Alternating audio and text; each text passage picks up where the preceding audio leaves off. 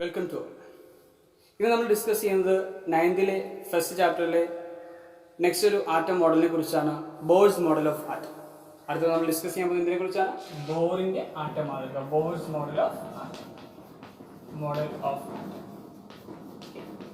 So നമ്മൾ last ക്ലാസ്സിൽ പറഞ്ഞു നോക്കിയത് റുദർഫോർഡിന്റെ ആറ്റം മോഡലായ പ്ലാനറ്ററി മോഡലിനെ കുറിച്ചാണ്, സൗരയൂഥ മാതൃകയെ കുറിച്ചാണ് നമ്മൾ ലാസ്റ്റ് ക്ലാസ്സിൽ പറഞ്ഞത്. അതൊരു ലിമിറ്റേഷൻ കൂടി പറഞ്ഞായിരുന്നു. To overcome the limitations of Rutherford's atom model, Niels Bohr suggested a new model of atom called the Bohr's model of atom. Okay. നമ്മൾ റുദർഫോർഡിന്റെ ആറ്റം മോഡലിൽ ഉണ്ടാകുന്ന പരിമിതികൾ പരിഹരിക്കുന്ന തരത്തിൽ നീൽസ് ബോർ എന്ന ശാസ്ത്രജ്ഞൻ പുതിയൊരു ആറ്റം മാതൃക നിർദ്ദേശിക്കുകയുണ്ടായി. ആ മോഡലിനെ വിളിക്കുന്ന പേരാണ് എന്താ? ബോറിന്റെ ആറ്റം മാതൃക എന്ന് വിളിച്ചത്. റുദർഫോർഡിന്റെ ആറ്റം മോഡലിന്റെ ലിമിറ്റേഷൻസ്, പോരായ്മകളെല്ലാം പരിഹരിച്ചുകൊണ്ട് നീൽസ് ബോർ എന്ന ശാസ്ത്രജ്ഞൻ ഇൻട്രൊഡ്യൂസ് ചെയ്ത മോഡലാണ് എന്ന് പറയുന്നത് ബോറിന്റെ ആറ്റം മാതൃക. In this model atom consist of a centre called nucleus. Okay, നമ്മൾ റുദർഫോർഡിന്റെ ആറ്റം മോഡൽ പോലെ തന്നെ ഇവിടെ നമുക്ക് പറയാൻ പറ്റും ആറ്റത്തിന് ഒരു കേന്ദ്ര ഭാഗമുണ്ട്, അതിനെ വിളിച്ച പേര് ന്യൂക്ലിയസ്. ഈ ന്യൂക്ലിയസിന് ചുറ്റും ഇലക്ട്രോണുകൾ ചില നിശ്ചിത പാതകളിൽ കൂടി സഞ്ചരിക്കുന്നുവെന്നാണ് ആര് പറഞ്ഞത്? നീൽസ് ബോർ പറഞ്ഞത്. And this fixed path around the nucleus where electrons are revolving are called shells. Okay, ന്യൂക്ലിയസിന് ചുറ്റും ഷെല്ലുകൾ അല്ലെങ്കിൽ ഓർബിറ്റുകൾ എന്ന് വിളിക്കുന്ന ചില നിശ്ചിത പാതകളുണ്ട്. ഈ നിശ്ചിത പാതകളിൽ കൂടിയാണ് ഇലക്ട്രോണുകൾ സഞ്ചരിക്കുന്നത് എന്നാണ് ആര് പറഞ്ഞത്? നീൽസ് ബോർ പറഞ്ഞത്. ഓക്കെ, സോ ബോറിന്റെ ആറ്റം മാതൃക എടുക്കുമ്പോൾ ആറ്റത്തിന് ഒരു കേന്ദ്രഭാഗമുണ്ട്, പോസിറ്റീവ് ചാർജുള്ള ഒരു കേന്ദ്രഭാഗമുണ്ട്, അതിനെ വിളിച്ച പേര് ന്യൂക്ലിയസ് എന്നാണ് വിളിച്ചത്. ഈ ന്യൂക്ലിയസിന് ചുറ്റും ഇലക്ട്രോണുകൾ ഒരു നിശ്ചിത പാതയിൽ കൂടി എന്ത് ചെയ്യുന്നു? കറങ്ങിക്കൊണ്ടിരിക്കുന്നു. ആ നിശ്ചിത പാതയെ വിളിച്ച പേരാണ് എന്ത്? ഷെല്ലുകൾ അല്ലെങ്കിൽ ഓർബിറ്റുകൾ. ഷെൽസ് അല്ലെങ്കിൽ ഓർബിറ്റുകൾ. ഷെല്ലുകൾ അല്ലെങ്കിൽ എന്ന് വിളിച്ചു, ഓർബിറ്റുകൾ എന്ന് വിളിച്ചു. ഓക്കെ, ന്യൂക്ലിയസിന് ചുറ്റും ഇലക്ട്രോണുകൾ സഞ്ചരിക്കുന്ന ആ ഫിക്സഡ് പാത്തിന് പറയുന്ന പേരാണ് എന്ത്? ഷെൽസ് അല്ലെങ്കിൽ ഓർബിറ്റ്സ് എന്ന് പറയുന്നത്. ഓക്കെ, ഓരോ ഷെല്ലുകൾ എടുക്കുമ്പോഴും ഓരോ ഷെല്ലിനകത്തുമുള്ള ഊർജം അല്ലെങ്കിൽ ഓരോ ഷെല്ലിലും ഉള്ള ഇലക്ട്രോണുകളുടെ ഊർജം എന്ന് പറയുന്നത് ഫിക്സഡ് ആണ്, നിശ്ചിതമാണ്. ഓക്കെ, ഓരോ ഷെല്ലിലും ഉള്ള ഇലക്ട്രോണുകളുടെ ഊർജം എന്ന് പറയുന്നത് നിശ്ചിതമാണ്. സോ ഈ ഷെല്ലുകളെ മറ്റൊരു പേര് വിളിച്ചു ഊർജ നിലകൾ അല്ലെങ്കിൽ എനർജി ലെവൽസ് എന്ന് വിളിച്ചു. Energy levels. ഓക്കെ ഓക്കെ, ഓരോ ഷെല്ലിലുമുള്ള ഇലക്ട്രോൺസിന്റെ എനർജി എന്ന് പറയുന്നത് that is fixed. So these shells are otherwise called energy levels, ഊർജ നിലകൾ എന്ന് വിളിച്ചു. ഓക്കെ, ദാറ്റ് മീൻസ് കുറച്ചുകൂടി വ്യക്തമായിട്ട് പറയാം, each shell can accommodate A definite number of electrons in it. ഓരോ ഷെല്ലിനകത്തും ഒരു നിശ്ചിത എണ്ണം ഇലക്ട്രോണുകൾ എന്ത് ചെയ്യാൻ പറ്റും? ഉൾക്കൊള്ളിക്കുവാൻ സാധിക്കും. So their energy is fixed.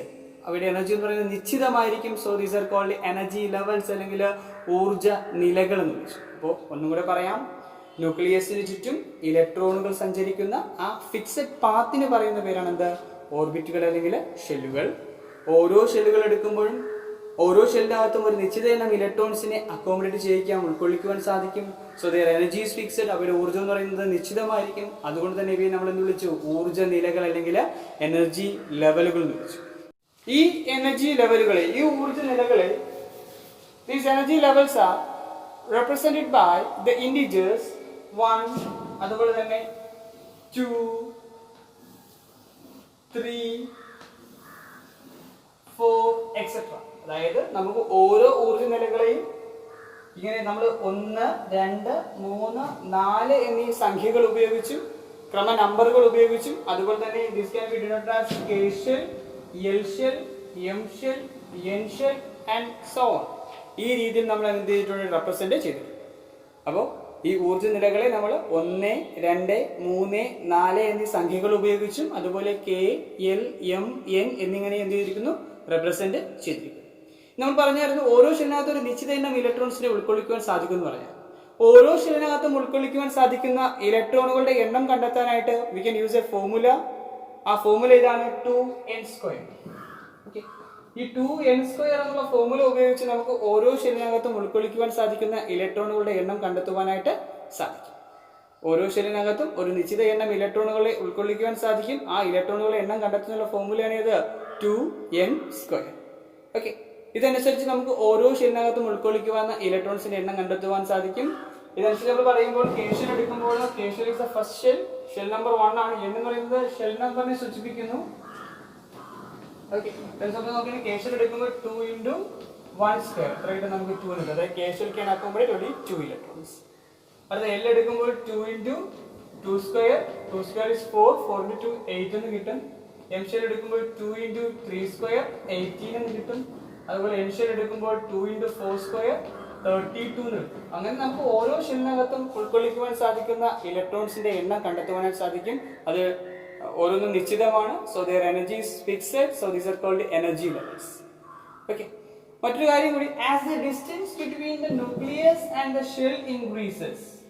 ന്യൂക്ലിയസും ഷെല്ലും തമ്മിലുള്ള അകലം കൂടുന്നതിനനുസരിച്ച് നിങ്ങൾക്ക് തന്നെ കാണാൻ പറ്റുന്നത് ഒന്നാമത്തെ ഷെല്ലിനകത്ത് 2 ഇലക്ട്രോൺസിനെ ഉൾക്കൊള്ളിക്കാൻ പറ്റും. സെക്കൻഡ് ഷെൽ എടുക്കുമ്പോൾ 8, തേർഡ് ഷെൽ എടുക്കുമ്പോൾ 18, അടുത്ത ഷെൽ എടുക്കുമ്പോൾ 32. അതായത് as the distance between the shell and the nucleus increases their energy also increases. ന്യൂക്ലിയസിൽ നിന്ന് ഷെല്ലിലേക്കുള്ള അകലം കൂടുന്നതിനനുസരിച്ച് അവയുടെ ഊർജ്ജവും എന്ത് ചെയ്തു വരുന്നു? കൂടി വരുന്നു. ഇതെല്ലാമാണ് ബോറിന്റെ ആറ്റം മാതൃകയ്ക്കകത്ത് പറയുന്നത്. ഒന്നുകൂടി നമുക്ക് നോക്കാം. ഓർബിറ്റുകൾ അല്ലെങ്കിൽ ഷെല്ലുകൾ എന്ന് വിളിക്കുന്ന നിശ്ചിത പാതകളിൽ കൂടിയാണ് എന്ത് ചെയ്യുന്നത്? ഇലക്ട്രോണുകൾ സഞ്ചരിക്കുന്നത്. ഈ ഷെല്ലുകളെ മറ്റൊരു പേര് കൂടി വിളിച്ചു ഊർജ്ജ നിലകൾ എന്ന് കൂടി വിളിച്ചു. കാരണം ഓരോ ഷെല്ലിനകത്തും ഒരു നിശ്ചിത എണ്ണം ഇലക്ട്രോണുകളെ ഉൾക്കൊള്ളിക്കുവാനായിട്ട് സാധിക്കും. ഈ ഷെല്ലുകളെ നമ്മൾ 1, 2, 3, 4 എന്നീ ക്രമ നമ്പറുകൾ ഉപയോഗിച്ചു K, L, M, N എന്നിങ്ങനെയും നാമകരണം ചെയ്തിരിക്കുന്നു.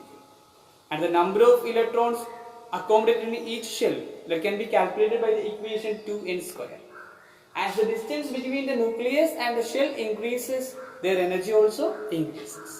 These are the important postulates of Bohr's model of atom. ബോറിന്റെ ആറ്റം മാതൃകയുടെ പ്രധാനപ്പെട്ട ആശയങ്ങളാണ് നമ്മൾ ഈ ഡിസ്കസ് ചെയ്യുന്നത്. Okay, so we are moving to the next topic, that is about the mass number and atomic number.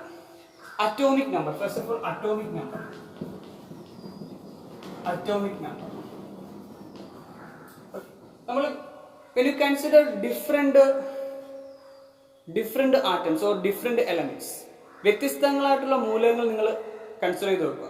You can see the number of protons present in the atom. In the case of different atoms, that will be different. Okay, നമ്മൾ വ്യത്യസ്തങ്ങളായിട്ടുള്ള മൂലകങ്ങൾ എടുക്കുമ്പോൾ അതിനകത്തുള്ള പ്രോട്ടോണുകളുടെ എണ്ണം എന്ന് പറയുന്നതായിരിക്കും different ആയിരിക്കും. Okay, and that means the properties of the element that depends on the number of protons present in it. അതിനർത്ഥം എന്ന് പറയുന്നത് ഒരു മൂലകത്തെ സംബന്ധിച്ച് അതിന്റെ സ്വഭാവ സവിശേഷതകൾ എന്ന് പറയുന്നത് അതിനകത്തുള്ള പ്രോട്ടോണുകളുടെ എണ്ണത്തിനെ ആശ്രയിച്ച് ഇരിക്കുന്നു. Okay, so atomic number means it is the number of protons present in an atom. ഒരു ആറ്റം എടുക്കുമ്പോൾ ഒരു ആറ്റത്തിനകത്തുള്ള പ്രോട്ടോണുകളുടെ എണ്ണത്തിനെ വിളിക്കുന്ന പേരാണ് atomic number. And it is denoted by the letter Z. Z എന്ന് പറയുന്ന ഇലക്ട്രോൺ സൂചിപ്പിക്കാം. Z is equal to atomic number is equal to number of protons in an atom. ഒരു ആറ്റത്തിനകത്തുള്ള പ്രോട്ടോണുകളുടെ എണ്ണം. We know that in the case of an atom that is said to be electrically neutral. That means the number of protons and electrons present in the atom is equal. നമുക്ക് അറിയാനുള്ള കാര്യമാണ് ഒരു atom എടുക്കുമ്പോൾ atom പറയുന്നത് വൈദ്യുതപരമായിട്ട് ഉദാസീനമാണ്. അതിന്റെ അർത്ഥം അതിനകത്തുള്ള പ്രോട്ടോണുകളുടെ ഇലക്ട്രോണുകളുടെ എണ്ണം എന്തായിരിക്കും? തുല്യമായിരിക്കും.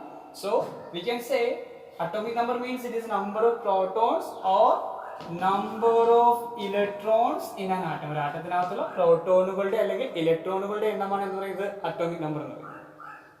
ഓക്കെ, അറ്റോമിക് നമ്പർ മനസ്സിലായല്ലോ. It is A number of protons or electrons in an atom. ഒരു ആറ്റം എടുക്കുമ്പോൾ ആറ്റത്തിനകത്തുള്ള പ്രോട്ടോണുകളുടെ അല്ലെങ്കിൽ ഇലക്ട്രോണുകളുടെ എണ്ണമാണ് എന്ന് പറയുന്നത് അറ്റോമിക് നമ്പർ എന്ന് പറയുന്നത്.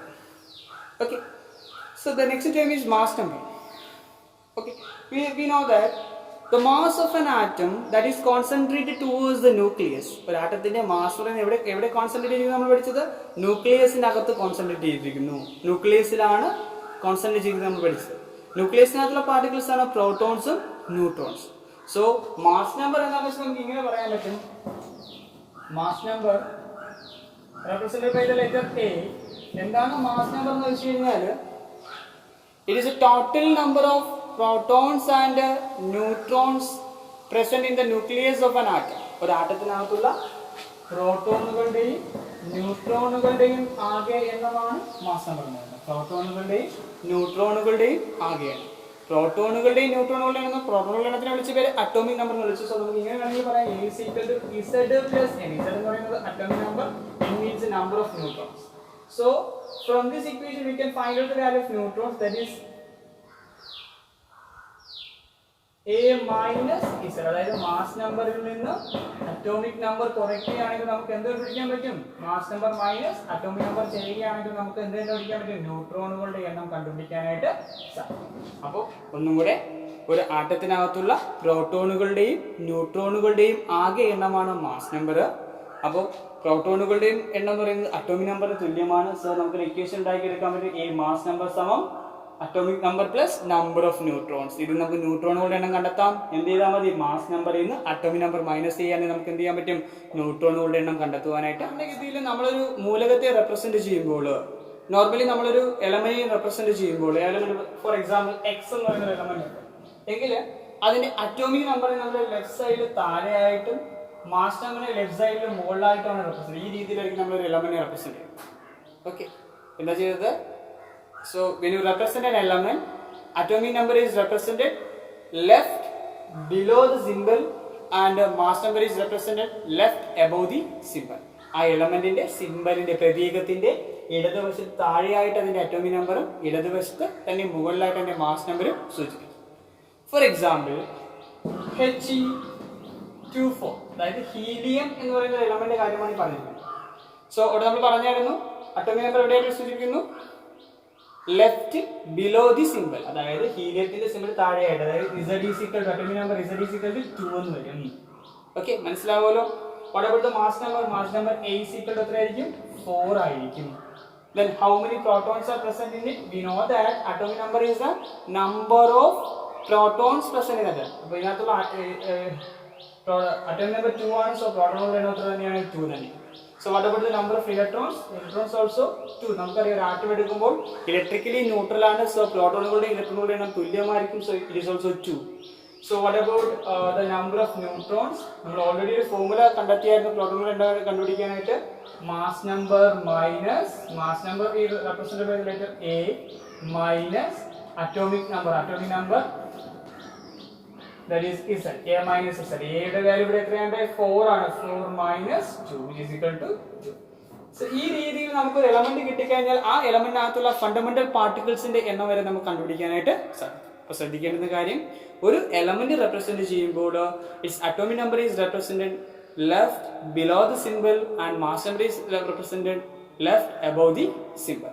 ഓക്കെ, ഒരു മൂലകത്തെ സംബന്ധിച്ച് പറയുമ്പോൾ അതിന്റെ പ്രതീകത്തിന്റെ ഇടതുവശത്ത് താഴെയായിട്ട് അതിന്റെ അറ്റോമിക് നമ്പറും ഇടതുവശത്ത് മുകളിലായിട്ട് അതിന്റെ മാസ് നമ്പറും സൂചിപ്പിക്കും.